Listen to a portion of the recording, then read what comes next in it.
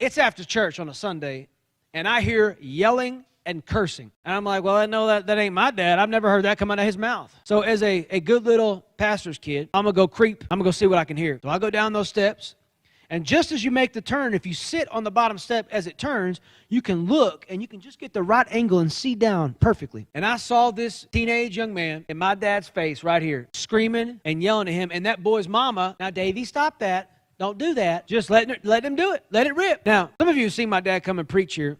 He's about 150 pounds or 200 less than what he was then. Wasn't a little guy. And so if he just wanted to, whoop, I fell, and laid on top of him, the kid would have died. It would have been the end of his life right there. If he just went, oh, my goodness, it would have been over.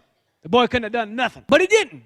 And I'm watching, and I'm like, you know, when you watch somebody that's in a fight, you watch some pay-per-views, MMA or whatever, you see him training, your body's jerking too. You're like, get him. Especially when the guy you're going for, he's weaving and bobbing and booping, and you're like, yeah, get him. I'm sitting there on this step, and I'm like, get him, Dad, just nose to nose. The kid's nose was literally right on his, and was yelling and screaming, and my dad just said, I'm not going to hit you. The kid was wanting him to hit him, wanting him to do something. In his face screaming. That is not probably what most of us would do. But he chose the path of humility to allow someone to get in his personal space, yell in his face, and love them anyway because he valued humility.